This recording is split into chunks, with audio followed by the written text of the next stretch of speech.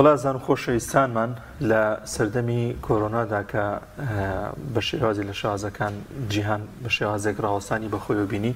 لەگەڵەوەی کە بەداخەوە ئەو دەردەیە ئەو نەخۆشی بڵاو بوو بە جیهاندا، بەڵام بینیمان کە ژینگەیەکی زۆر لەبار بۆ تەواوی جیهان گەڕایە بۆی کە زۆر لە کارگە گەورەکان لە وڵاتە پێشکەوتوەکان کارگەکانیان وەستان بوو و بە وڵاتی خۆشمانەوە دەمابینی کە ژینگەیەکی زۆر پاک و لەبار هەبوو. هەڵبەتە لە جیهاندا ناکرێت بڵین کە کارگەکان بۆ وەسێنێت و نەتوانێت ئەو کارگانی کە هەن چووکەمەش کاریگەی لەسەر مرۆڤایەتی هەیە، بەڵام دەکرێت ڕێگەیەکە بێ بۆی کە ئەو پاژماوی کارگانە کاریگەی نەخاتە سەر ژینگە. ئەمە لەو تۆرێمادا باز لەو دەکەین کە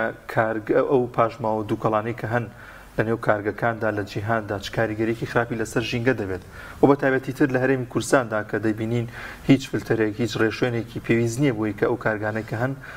فلتەر بکرێن و ئەو دووکەڵ و پاژماوەی کە هیانە کاریگەری خراپ لەسەر ژینگە دروست نەکات. گفتوگۆی زیاتری ئەم بابەتە دەکەین لەگەڵ میوانەکەمان بەڕێز کاک معروف مەجید، سەرۆکی ڕێکخراوی ئایندە بۆ پاراستنی ژینگە. کاک معروفیان زۆر بەخێر. زۆر سپاس. بەخێر بێت. زۆر سپاس. کاک معروف، دەزانین کە ساڵ لە دوای ساڵ پاژماوەی کارگەکان ئەو دووکەڵ و گازی کە هەیە لە نێو کارگەکان ئۆتۆمبیلەکانی ژەر لە شەقامەکاندا کاریگەریکی خراپیان لەسەر ژینگە دروست کردووە. جیهان کۆنفرانسە جیهانیەکان بەگشتی چیمان پێ دەڵێن لەو بارەوە؟ ئایا هیچ ڕۆڵێکیان بینیوە لەوەی کە ژینگە بپارێزرێت؟ بەناوی خۆی گەورە و میهرەبان، سوپاس بۆی و سوپاس بۆ بینەرانی پێیام. ئەگەر ئێمە بەگشتی باسی ئەو گۆڕانکاریانی کە شۆها بکەین لە ماوەی چەند ساڵێکی ڕابردووە، یعنی زیانەکانی کاریگەریەکانی زیاتر بە دەرکەوتووە، گەرنا هەر لە سەرەتایی چۆنەڵی هەڵسوکەوتی مرۆڤ لەسەر زەویە گومانیتیانە کۆمەڵێ زیان و ئاسەواری خراپی بەسەر ژینگەوە هەبووە. بەڵام ئەم چەند ساڵی داهاتوو بە تایبەتی وڵاتانی پیشەسازی و گۆڕانکاریە سروشتیەکانی کەشوهەوا وای کردووە زیانەکان یاخود مەترسیەکانی زیاتر ئاستی پێ بکرێت. ئەوەی کە بەڕێزت باس کرد ساڵانە لەسەر ئاستی جیهان چەند کۆنفرانسێکی نێودەوڵەتی ئەنجامەدرێ. ئێستا تازەترینە کە ئەمڕۆ کۆتایی پێدێ کۆپی 28 لە ئیمارات، تایبەتە بە کۆبنەوەی گشتی نەتەوە یەکگرتوەکان تایبەت بە کۆنفرانسی گشتی نەتەوە یەکگرتوەکان تایبەت بە گۆڕانی کەشوهەوا کە نزیکەی 200 وڵات و لایەن تێدا بەشدارە. ئەم کۆنفرانسە کار لەسەر چەند بابەتێکی گرنگ ئەکا، وەکو زیاتر ڕاستپاردەیە یاخود بڕیارە دواترایە تا چەندێ وڵاتان پێوی پابەندە بن، ئەوەش جێگای پرسیارە. ئەوەی کە زیاتر ئەم ساڵ کۆنفرانسەکە قسەی لەسەرەکە دروستکردنی سندوقێکە بۆ ئەو وڵاتانی کە زیانی لێکەوتو یاخود زەرەرمەند بوونە لە گۆڕانی کەشوهەوا. بابەتێکی تر کە زیاتر چۆنە لە جەختی لێکرێتەوە ئەوەیە کە هانی وڵاتانە دەن کە سوود لە وزەی نوێ خایەن ببینن، واز لە مەسەلەی بڵین سوتەمەنیەکان بەگشتی بهێنن، زیاتر پەنا بۆ وزەی نوێ ببەن، لەگەڵ هەندێ بابەتی ترا کە پەیوەستن بە بابەتی ژینگەیەوە کە ئەگەر ئەمە جێبەجێ بکرێ و ئەو بەتایبەتی سندوقە ژینگەیەکە زیاتر بۆ ئەو وڵاتانەی کە زەرەرمەندن لە گۆڕانی کەشوهەوا. بۆ نمونە عێراق لە ساڵی 2017 پێنجەم وڵات بووە کە لە ڕووی گۆڕانی کەشوهەوا زەرەرمەند بووە، لە کاتێکە عێراق خۆی هیچ زیانێکی نەبوو بۆ وڵاتانی تر، کەواتە عێراق زەرەرمەند بووە لە وڵاتانەی کە گۆڕانی کەشوهەوا بڵین کاریگەری لەسەر بووە. بەداخەوە ئەوەی کە ئێمە هەستمان پێکردوانی سەرڕای مەترسیەکە، بەڵام لە 2017 تا ئەم ساڵ 2023 عێراق هەنگاوێکی ئەوەی نەناوە کە بتوانێت بەشێک لە مەترسیەکان کەم کاتەوە، لە کاتێکە وڵاتی میسر لە ساڵی 2017 دووەم وڵات بووە کە زەرەرمەند بووە، بەڵام ئێستا وڵاتی میسر پلەکانی بڕێوە گەشتوتە 39. بەڕاستی کارێکی زۆر باشی کردووە، بەڵام عێراق ئەوەی کە باسەکرێت لە پێنجەکەش دابەزیوە بۆ 4ەم. یعنی ڕاستە زەرەر و زیانەکان بەشێکی دەرەکیە، بەڵام کەم تەرخەمێکەش لە عێراقا هەیە. بۆیە ئومێدەوارین ئەم سندوقە کە بڕێک پاری باش ئەوەی کە دیاری کراوە یاخود هەر وڵاتە و هاوکاری سندوقەکە عێراق بتوانێت لی سوودمەند بێ. بەڵام من لەو باوەڕێم ئەگەر عێراق خۆی چۆنەڵێ چاکسازی نەکە یاخود جهدی بۆ نەکە من لەو باوەڕێیان خۆ لە ساڵانی ڕابردووشە وڵا ڕێکخراوەی دەوڵەتەکان پارەی باشیان هێناوەتە عێراق و بە ناوی گۆڕانی کەشوهەوا و مەترسیەکان، بەڵام هیچ گۆڕانکاریەک بۆ نەخێر. کەواتە مادام مەترسیەکە هەیە گومانی تیانێ ساڵانە هەریەکە بۆ نەڕۆژی جیهانیەکان لەسەر ئاستی جیهانکاری لەسەرەکرێ بۆ بەتایبەتی کۆنفرانسی گشتینەتەوە یەکگرتوەکان بۆ گۆڕانی کەشوهەوا دەکرێت بڵین یەکێکە لەو بابەتانەی کە زیاتر تەکیل لە مەترسیەکانی گۆڕانی کەشوهەواکەنەوە. زۆر باشە. بابزانین زیانەکانی چین؟ یانی ئەگەر ئەوە لێک بینەوە پاشماوەی کارگەکان دەکرێت چی لە ژینگە بکەن؟ بەتایبەتی ئێمە ژینگەی ئاویمان هەیە، ژینگەی وشکانیمان هەیە، تان دەبینین کاریگەری کردوتە سەر دابارین لەسەر جیهاندا. بۆی زیاتر بەو بابەتە بچینەوە بزانین زیانەکانی چین. خۆی بەرزبوونەوەی پلەکانی گەرما کێسە لەسەر ئاسی جیهانێکێکە لەو بابەتانی لە کۆنفرانسەکەشە باسی لێکراوە، یەکێکە لە مەترسیەکان کە ساڵی پێشتریش قسەی لەسەر کراوە. بەڵام ئایا ئەو ڕێنمایانە یاخود ئەو بڕیارانی کە لە کۆنفرانسەکانە دەرەچێت تا چەند ئەو وڵاتانە پێوی پابندن؟ خۆی ئەمە گرفتەکە لەوایە. ئەگەر نا یەکێک لە مەترسیەکانی گۆڕانی کەشوهەوا زیاتر ئەو چەند وڵاتە پیشەسازیەیە کە بڵین زۆربەی کارگەکان و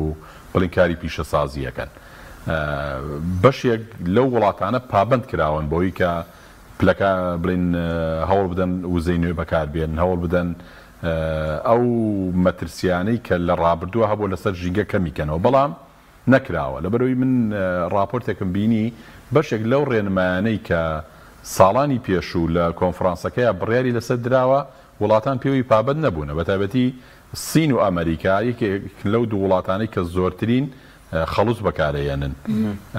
بڕیار دراوە کە هەر بەکار نەهێنرێن، دواتر لەبەر خاتری ئەوان هاتوونە وتویانە کەم بکرێتەوە. یعنی کەواتە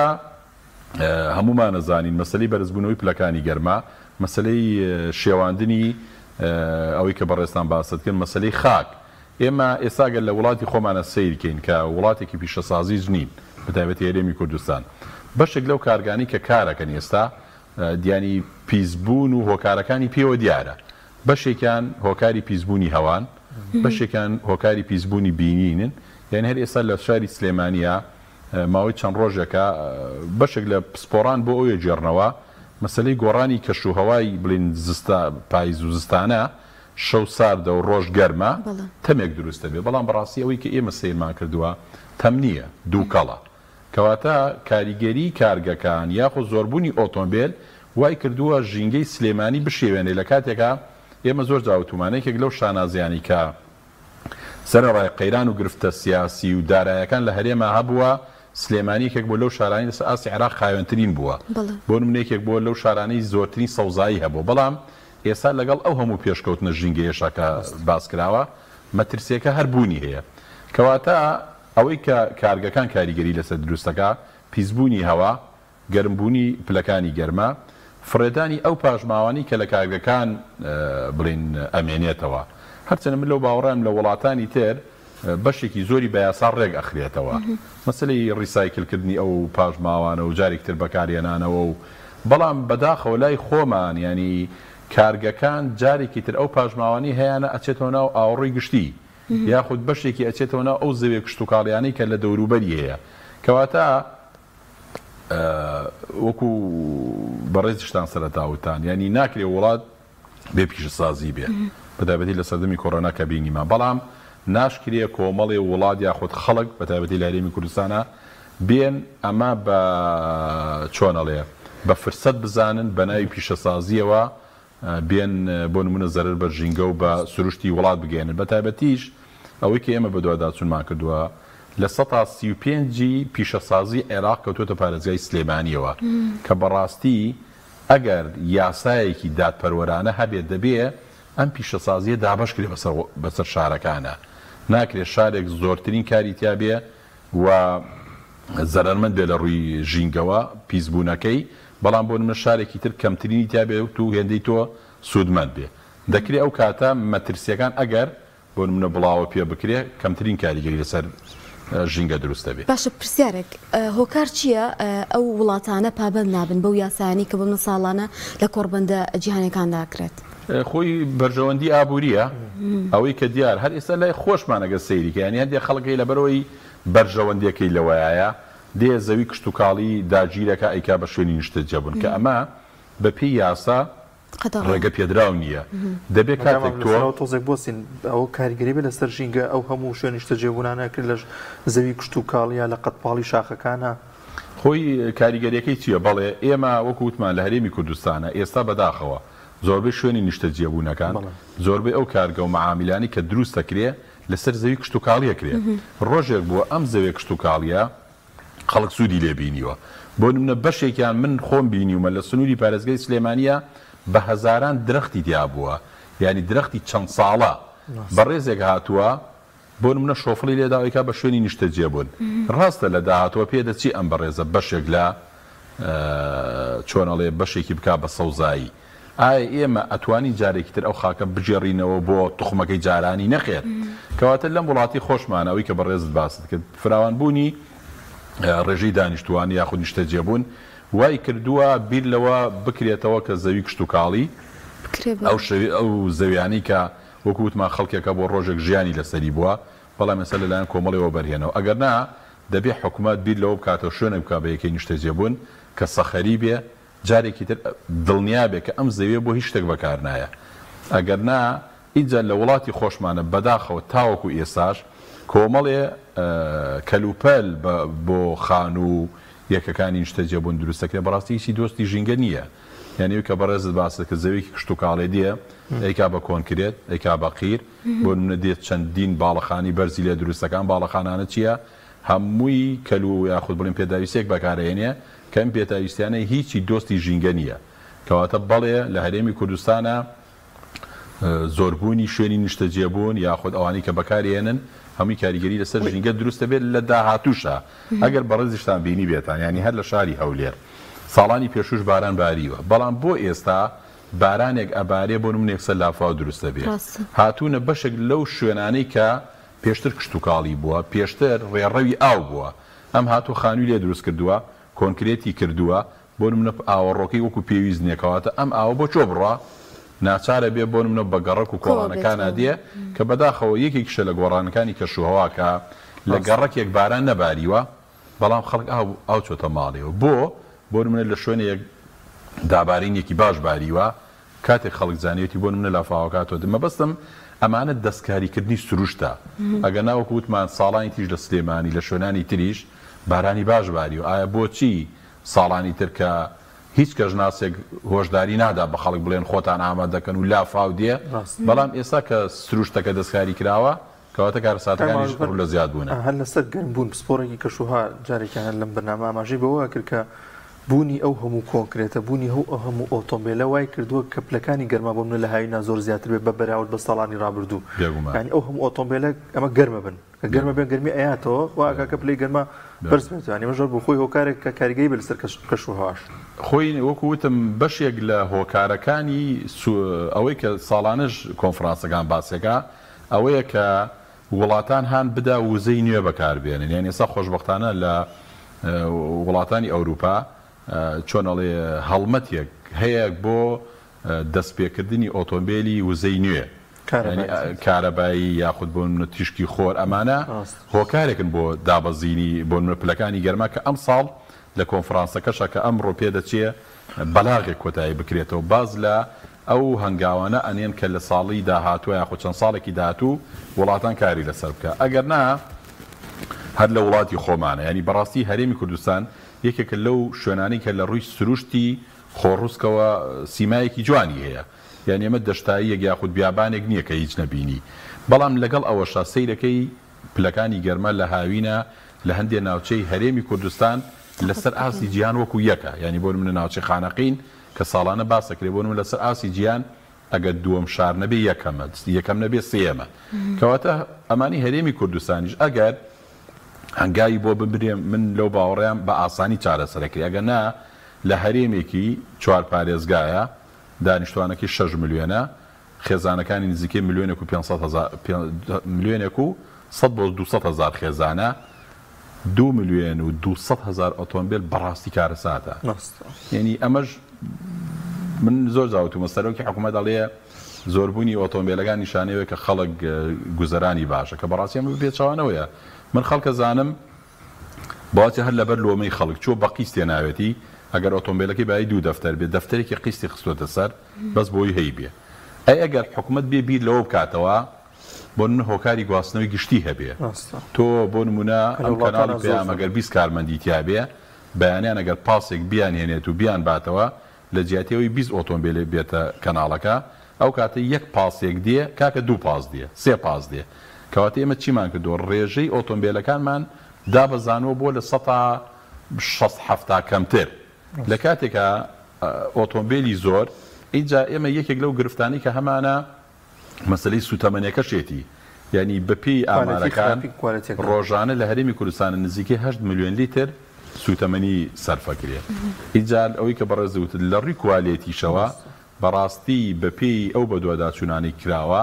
یەکێکە لە مەترسیەکانی زۆربوونی شێرپەنجە و ئەو نەخۆشیانی کە ئێستا بەواچە خەڵک کەمتر هەستی پێ بکە بەڵام لە داهاتووە دڵنیا بە خەڵک هەست بۆ مەترسیاکە کە ئێمە باسی ژینگاکەین بەواچە خەڵک هەندێک شت هەیە لای ئێستا ئاسایی بێ بەڵام ئێمە زۆر جاوتومانە ژینگەی نەوەکانی داهاتوومان پەیوەستە بە ئێستاوە ئەگەر باو باپیرانی ئێمە وەکو ئێمە بیریان کردایەوە لەسەر ژینگە بڕاتە بە ئێستا خاکی هەرێمی کوردستان بە کەڵکی ژیان نایەت بەڵام ئێستا تۆ سەیریکە لە چەند ساڵێکی داهاتووە بۆ ڕۆژانە لە هەرێمی کوردستانە 8,000 تەن پاژماوەمان هەیە تو وەرە هەموو ڕۆژە 8,000 تەن فرێدەرە دەرەوەی شارەکان لە کاتێکا وەکو پێویست ڕیسایکل ناکرێ بە شێوەیەکی زانستی ژێرخاک ناکرێ یاخود چارەسەر ناکرێ چی لێکرێ ئەسووتێنرێ کەوت دووکەڵەکەی دێتەوە ناوشار کە ئەبینی لە تانجەرۆ بەشێکی وایە بۆ نمونە بەشێکی لەوەی تر لە ڕێی کاتی وەرزی بارانبارینە تێکەڵاوی سەرچاوەکانی ئاوە بێ کە مەشێکێکە لە مەترسەکانی ئاو و بەشێکشی لە کاتی بڵین با و ڕەشە با ئەوانەیە دێتەوە ناو شار کەواتە تۆ ڕۆژانە 8,000 تەن پاژماوە فرێدەرە دەرەوە 10 ساڵێکی تر بڕۆ سەیری ئەو شوێنانەکە کاک مارۆڤ ینی ئێستا لە جیهانی سەرمایەداریدا بایم مرۆڤەکان وای لە هاتوو زیاتر بەکاربێنە زیاتر بەکاربێنە تەنانەت شتێکیش کە کڕی ماوەیەک ئیشەکە بۆی دانێکی تر بکڕیتەوە پرسیارەکە لێرەیە وڵاتێک چۆن ئەتوانێت چارەسەر بۆ ئەمەدانەیان ئەمە لەسەر ئاستی تاک ڕەنگە نەتوانرێ بکرێت چونکە ئێمە باسی هەموو پیسبوونی ژینگەیەک ناکەین باسی پاژماوەی کارگەکانەکەین کە کەسانێکی سەرمایەدار لێی بەرپرسن و لە حکومەکانیش دەتوانن باسە ئەمەڕێک بخەنەوە خۆی من لەو باوەڕیان بابەتی ژینگەی دوو بابەتە یەکەمیان هۆشیاری تاک یعنی بێ تاک ئەوەنە هۆشیار بێ ئەگەر حکومەت جۆ بە ژینگەش نەدا ئەم لەبەر تەندروستی خۆی و ماڵ و مناڵەکەی یاخود لەبەر شارەکەی ئەبێ پابەند بێ هەندی باندێ بابەتی ژینگەیەوە کە بەداخەوە ئەمە لای ئێمە لاوازە کاتانی خەڵکیش ناتوانانی ئەولانە بکەنەوە پێتەڵێم من زۆر جاوتومە ینی ئێمە لە زۆربەی بابەتەکانە تاکی کورد لاوازە یعنی هەر ئێستا بۆ نمونە خۆراک ئایا خەڵک هۆشیاری هەیە لەسەر خۆراک نیەتی ئایا خەڵکی ئێمە تاک هۆشیاری هەیە لەسەر دا و دەرمان و بابەتە تەندروستەکان نیەتی یعنی من برادر شتێ جوانی وتی یعنی خەڵک سەلاجەکەی پڕ کردووە لە دەرمان بۆ ئەوەی بە ئومێدەوەی ڕۆژێ پێویستی بێ بچێ بیخوا یخۆی بە پێچەوانەوە ئەبێت تۆ وا بیرکەیتەوە کە ئەو عیلاجانی هەیە تیان نەمێنێ بۆی تەمەنانەکی ڕۆژە بەکاری بێنی کەواتەوەی کە بەڕێزت باست کە دوو بابەتێ یەکەمیان هۆشیاری تاک کە وەکو وتم لاوازە هەرچەنێ ئێستا هەندێک گۆڕانکاری بەواچێت دروست بوو بێ ینی هەندێک خەڵک هەستی کردووە کە مەترسیەکان دیارە و بەتایبەتی بابەتە پلاستیکیەکان با ینی هەندێ ئەم بابەتانە خەڵک تا حەدی هۆشیار بۆتەوە و گەرمی ئەم هاوینە بەڕاستی بینی هەمووی دیار بوو کە ئەمە گۆڕانێکی ژینگەی کارساتێک دروست بۆ بەشێکی بڵین پەیوەندی بە تاکەوە یاخود مرۆڤەوەیە بابەتەکەی تر ئەوەیە کە ئەم بابەتی مەترسیە ژینگەکان دەبێ حکوومەت لێی بەرپرسیار بێ یعنی مە زۆر جار لە کۆنفرانس و کۆبنەوەکانە لە دەستەی باڵای ژینگە لە کۆمەڵی بابەتی تر باسی ئەومان کردووە بۆ نمونە حکوومەت سوور بە سوورەزانێ هێنانی بەشێک لەو کەلوپەلانی کە لە دەرەوە دیە یعنی بەڕاستی ئەمانە هیچی لە ڕووی کوالێتیەوە مناڵم دەرناچێ بەڵام ئەو کوالێتی نییە کە خەڵک بەکاری بێنێ یعنی بەتایبەتی ئەمە مادە پلاستیکەکان کە بەڕاستی کارەساتێکە لە هەرێمی کوردستانە چەند ساڵێکی تر مەترسیەکەی دەرەکەوێت لە ئەو 8,000 پاژماوەی کە باسمان کرد ڕۆژانە لە 135 مادەی پلاستیکە ئەم مادە پلاستیکیانە وەکو وتم بە شێوەیەکی نازانستی لە ناو ئەبرێ و بەداخەو کارگێکمان نێ جارێکی تر بەکاری بێنێ ئەگەر نا ئەبێتە سەرچاوێکی ئابووری ئەبێتە هەلی کار کە خەڵک بەکاری بێنێ و بۆ نمونە بیباتە کارگەکان و جارێکتر بەکاری بێنێتەوە کەواتە حکوومەت دەبێ هەست بە و بەرپرسیارەتی بکە زۆر ئاسایە. بۆ نمونە ئێستا لە بازاڕە کیسی نایلۆن فریە، یعنی ئێستا تۆ بڕۆ هاوڕێکی خۆشەویستت هەبێت دوکانێکی هەبێ بۆ نمونە میوەهات 5 کیلۆ میوە بکڕە، ئەگەر یەکی نیو کیلۆ نیو کیلۆش بێ ئاسایە بۆ بکاتە دەعەلاگەوە. باشە خۆ حکومەت ئەمە ئەتوانێ مادە پلاستیکەکان بۆ نمونە باج و غەرامەیە بخاتە سەری بۆی خەڵک نەتوانێت گرانتر بێنی من لەگەڵ ئەوانی بەپارە بدرێ. لەبەرەوەی ئێستا لەم بەرنامەیە من پێشنیارکەم بڵێم حکومەت با مادە پلاستیکەکان پارە بخاتە سەری خەڵک یەکسەرڵێ کاکە ئێمە خۆمان تووشی خەیران بوونەوە و ئەمە بارگرانێکی ترە بۆ سەر خەڵک، بەڵام دەکرێت بە یاسا ڕێک بخرێتەوە. من 2 نمونە لە ساڵی ڕابردوو لە دووبەی لە ڕۆژی جیهانی جیهان بەبێ مادە پلاستیکەکان بڕیارێکیان داوە کە بۆ نمونە هەر هاوڵاتیە کیسی نایلۆن بەرێ سنتێک ئەخرێتە سەر ئەو پارەی کە بۆ نمونە میوەکاکڕێ. لە وڵاتێکی تر بزەبت ناوەکەیم لە بیر نییە ئەڵێ بە یاسا ڕێکیان خستەوە، وتیان لە 150 زەریبە ئەچێتە سەر کیسە نایلۆنەکان. لە کاتێکە ئامارێکیان وەرگرت پێشەوە لە 175 خەڵک بەکارێنە. ئەڵێ ساڵێک دوایەوە چەند ساڵێک دوایەوە ئامارێکی تریان وەرگرت سەیرەکەن لە 170 بەکاری هێنێ، کەواتە ئەوەنەکە دابەزیەوە بۆ 7. حکومەت هات باج و زەریبەکەی لابر لەسەر پلاستیکەکە. ڕێکخراوە ژینگەکان گلەییان هەبوو لەسەرەوە، حکومەت وتیان نا مادام تاک هۆشیار بۆتەوە کە مەترسی ژینگەیی هەیە خەڵکیش بەکاری ناهێنێ، ئەو خەڵکی کە بەکارێنێ لە 170 بۆ پارەیەکی زۆر بخرێتە سەر کیسەکە با 7 بەکاری بێنێ، کەواتە ئێمە نزیکەی لە 160 خەڵکمان بە یاسا ڕێخستۆ کە بەکاری نێنێ. کەواتە ئەوی کە بەڕێستان باستان کرد، ینی ئێمە هەندێک شت لە بابەتی ژینگەیە بەواچێ خەڵک سەیری هەندێک شت کاکە چۆنەڵێ بڕووکەشە یاخود فۆکسی لەسەرە. ئەگەر نا من زۆر جابیرەکەمەوە بۆ نمونە ئێستا بڕۆ سەیری مارکێتێکی گەورە بکە لە شاری سلێمانیان لە هەر پارێزگای هەرێمی کوردستانە، یعنی لە 90 هەموو کەلوپەلەکان پاژماوەی هەیە، هەموو کەلوپەلەکان. یعنی من پێم سەیرە جاران تۆ چووی لە دوکانێک کیلۆیە نۆک تەکڕی، پاقلە تەکڕی، ترش تەکڕی. ئێستا بڕۆ مارکێتەکە هەمووی کراوەتە کیسی نایلۆنەوە کە بەڕاستی من لە ڕووی تەندروستی شەو مەترسیدارە. اینجا مەسلەی بابەتە ئەلیکترۆنیەکان، یعنی باوەچ ئێمە وەکو ڕێکخراوەکانیش کەمترین بابەت قسەمان لێ کرد بێ. بۆ نمونە ئایا لە هەرێمی کوردستانە ماڵ نییە سپلیتی نەبێ؟ هەیەتی، ئەمە پەیوەندی بە بەشێک گەرمبوونی گۆی زەویەوەیە. وە دواتر ئایا ئەم پاژماوانەی کە فڕێ ئەدرێ بۆ نمونە تۆ سپلیتەکە تێکە چیە؟ دوای فڕێدانەکەی چی لێەکەی؟ وانە کەواتە ئەبێ حکومەت بەشێکی بە یاسا ڕێخاتەوە و تاکیش ئەوەنە هۆشیار بێ کە بزانێ ئەم بابەتە بەکار نەیەنێ لە ڕووی ژینگە و تەندروستی و سوودمەندی بۆ لە ڕووی ئابووریشەوە. کەوا معروف زۆر بە کورتی ڕۆڵی دەستگاکان ڕۆڵی پەروەردە بۆی کە هوشیاری بڵاوکەنەوە هەر لە منداڵیەوە ینی لە قوتابخانەکانەوە ڕابهێنرین کە ئاگامان لە ژینگەش بێ. دەگومن بۆڵای بەگشتیەوەی کە خاتوژوتی مەسلەی من با لە ئیعلامەوە دەست بکەم بەڕاستی ڕاگەیاندن کام تەرخەمە. من خۆم کاری ڕۆژنامە نووسیەکەم لە زۆربەی شوێنەکانی ژوتومە، یعنی ئەوەنی کە ڕێکلام بۆ بابەتێکی بازرگانیەکە من پێشنیارەکەم، ینی کەناڵەکان بەگشتی هەر لە ڕووی ئەخلاقی میهەنیەوە بۆ نمونە هیچی تێناچێت. من ناڵێم با بچن ڕێکلامێکی جوان بە ڤیدۆ بە ئەوە بۆی دروستکردێ، هەر لە ژێر کاپشنەکەیە وەکو چۆن ژمارەی ناونیشانی خۆتان، ژمارەی شوێنەکان، ژمارەی کۆمەڵیشت دائەنرێ، چی تێچێ ڕۆژانە یەک جار بڵێت تکایە ژینگە بپارێزە. بۆ من هاوڵاتی بەڕێز بەکارێنانی مادە پلاستیکەکان 1-2 کە لە هەرێمی کوردستانە ئەوەی کە من پرسیارم کردووە 340 دەستگای ڕاگەیاندنی فەرمی هەیە، ڕادیۆ، تەلەڤیزۆن، کەناڵی ئاسمانی، وەبزانم ڕۆژنامە و ئەوانەشی تایە. من زۆر جاوتومە ئەگەر ڕۆژانە یەک جار بڵێ ژینگە بپارێزە بە هەزاران و بە سەدان هەزار خەڵک سوودمەند دەبێت. بەڵام ئایا کراوە نەکراوە و ناوەندەکانی پەروەردەش بەداخەوە لە ڕابردووە و بە ئێساشەوە کارێک نەکراوە بۆ ئەوەی من یەک پێشنیاریشم کردو کاتی خۆی من لەگەڵ ئەوەیانیم پەروەردە ژینگە بە مەنهەج بڵێتەوە لەبەرەوەی ژینگە کرداریە. هەر بابەتێک بوو بە تاقیکردنەوە من زۆر جاوتومە دین چەند پیرۆزە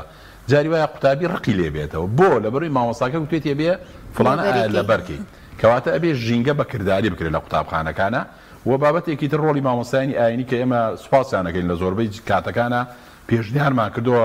بە قسەمان کراوە بەڵام دەکرێت مامۆستایانی ئاینیش کاکە لە مانگێکە یەکجار ئەو دووسێ خولەکەی کە لە وتاری دۆمە دەست پێکاتەوە مامۆستا چی تێچێت کە بە تایبەتی بابەتی ژینگە هیچ یاسا و قانونێکی سەردەم هێندەی ئاینی پیرۆزی ئیسلام گرنگی پێنەداوە هەر بابی یەکەمی فقی ئیسلامی بابی تەهارەیە وانە پاکوخاوێ نییە کەواتە مامۆستایانی ئاینی پەروەردە ڕاگەیاندن